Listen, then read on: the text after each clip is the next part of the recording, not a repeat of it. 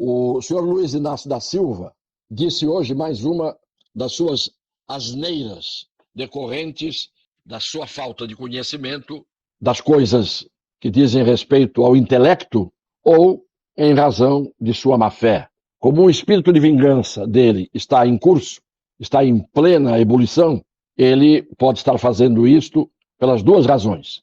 Ou porque ignora as ciências, ou porque, além disso, se instrui para, por meio do conceito ignorante que ele estabelece, ele pode se vingar daqueles que conhecem minimamente o significado das palavras e os conceitos filosóficos das palavras, sem precisar serem filósofos.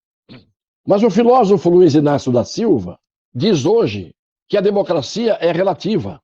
Ora, não é relativa por uma razão. Estabelecido o conceito de democracia, e este conceito está cristalizado, por exemplo, nas regras do direito constitucional, e estão ali definidos os parâmetros conceituais que a fazem reconhecida como tal, a democracia. Ela não pode ser relativa para mim, como disse o presidente hoje, e relativa para você. Isto é, você acha que a democracia é o que você acha. Eu acho o que eu acho. Não há este sentido de relativismo no conceito de democracia.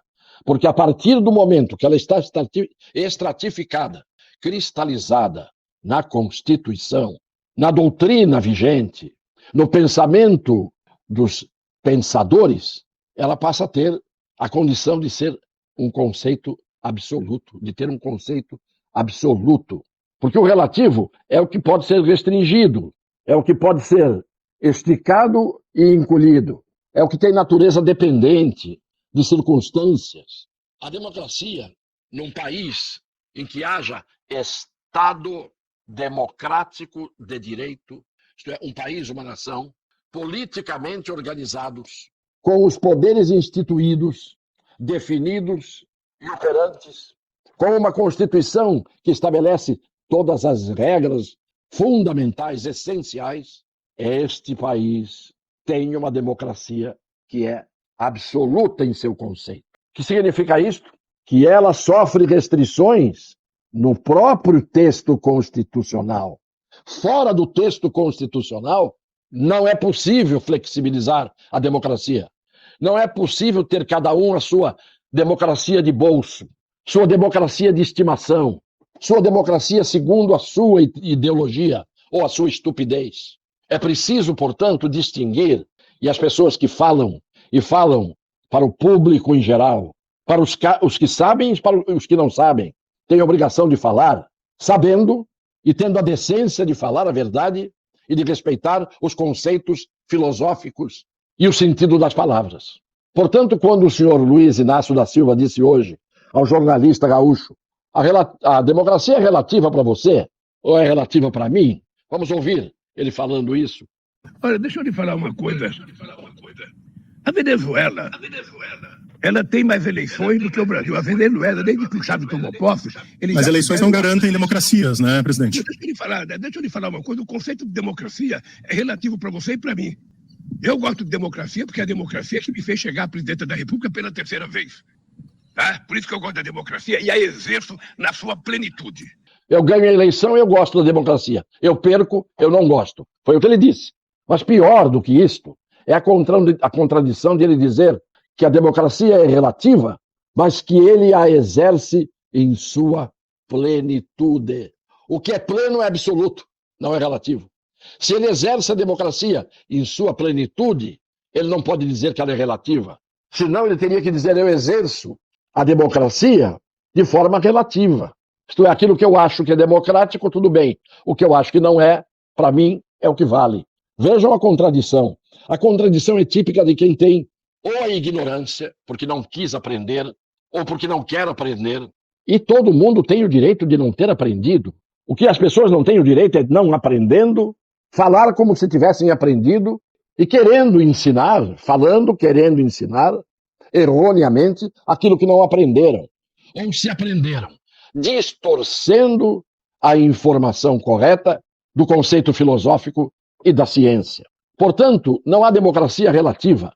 A democracia no país em que há um Estado democrático de direito, regido pela Constituição, esta democracia, uma vez pronta a Constituição, esta democracia ela é absoluta, porque as restrições que são feitas a ela no texto da Constituição já estão feitas na hora em que a Constituição nasce. E uma vez nascida, todos os conceitos que envolvem o sentido de democracia, esses conceitos são absolutos, porque as restrições já constam no texto, sem, portanto, tornar a democracia algo relativo. Então, a gente vai dar uns exemplos aqui, numa simples leitura, para mostrar o que diz a nossa Constituição.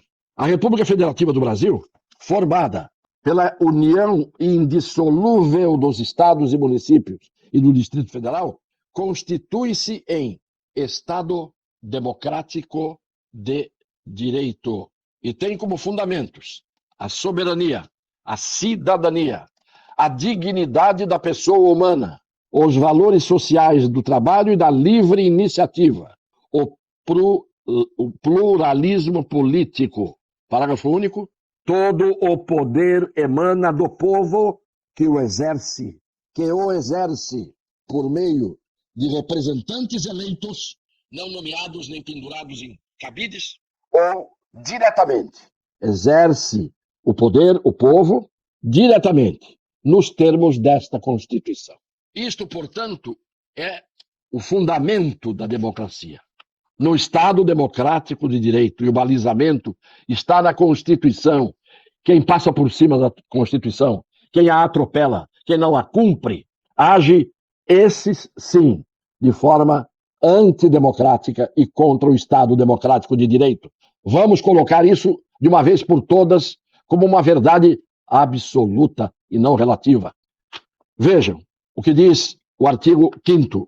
Direitos e deveres individuais e coletivos, dos direitos e garantias fundamentais. Fundamentais são de nascimento, de essência, de origem de construção, o que é fundamental. Todos são iguais perante a lei. Está claro isso? Dentro do Estado democrático de direito. Quem fizer as pessoas serem desiguais perante a lei não são democráticas, porque não há relativismo aqui. Garantindo-se aos brasileiros e aos estrangeiros residentes no país a inviolabilidade. Não se pode violar no direito à vida. A liberdade, falar mais alto não quer dizer que as pessoas escutem melhor. A igualdade, a segurança e a propriedade. Nos termos seguintes. Então, o balizamento, os limites da restrição que se pode fazer a democracia como um conceito de caos e de salve-se quem puder, não é esse o conceito? O balizamento está aqui. São invioláveis. A vida, o direito à vida, o direito à liberdade. Então, todos aqueles que passam por cima desses direitos, principalmente hoje em dia, mais do que nunca, aos direitos de liberdade, ao direito de liberdade, não são democráticos. Esses são os que atentam contra o Estado democrático de direito e praticam atos antidemocráticos. É livre, L-I-V-R-E, livre, a manifestação do pensamento, sendo vedado o anonimato. Não está escrito em lugar nenhum que eleição é garantia de democracia. Uma eleição correta, decente, justa, livre, pode ser um dos atributos que a democracia dá ao povo do qual todo poder emana. É livre a manifestação do pensamento, sendo vedado o anonimato. Isso está escrito aqui como se isto fosse a Bíblia. Para aqueles que creem, a Bíblia cívica, política, filosófica, ideológica, cultural de um Estado democrático de direito. Este que eu vou ler agora, este inciso 10º, inciso 10 do artigo 5º, eu tive a honra, como assessor jurídico da Assembleia Nacional Constituinte, de redigir inteiramente este inciso 10 do artigo 5º. É de minha autoria. Está vivo aí o relator Bernardo Cabral, grande Bernardo Cabral, e todos aqueles que vivenciaram a Assembleia Nacional Constituinte. Eu tive a honra de inserir esse inciso 10º, inciso 10 do artigo 5º, que diz: são invioláveis. A intimidade, a vida privada, a honra e as imagens das pessoas, assegurado o direito à indenização pelo dano material ou moral decorrente de sua violação. Isto é uma restrição colocada no nascedouro, no berço, no embrião da Constituição. Quando ela nasce e nasce pronta, já não se pode mais restringir a democracia, além do que foi restringido aqui. Todo mundo cita esse artigo 5º, inciso 10º, ou inciso 10, em Romanos, em algarismo romano, e eu posso dizer aqui com toda a ausência de vaidade, mas com honra e orgulho, isto foi um dos textos que eu coloquei nesta Constituição, hoje tantas vezes ultrajada. Todos podem reunir-se pacificamente sem armas. Está na Constituição. Quem é que pode impedir isso? Ninguém, sob pena de estar se atentando contra a democracia, que é um conceito absoluto, depois que está pronta esta conceituação na Constituição. Não haverá juízo ou tribunal de exceção. Juízo e tribunal têm que ser regularmente criados. Não podem invadir competências, não podem ficar ao bel prazer de qualquer ministro que queira resolver que o tribunal é dele e ele brinca com a Constituição como quer.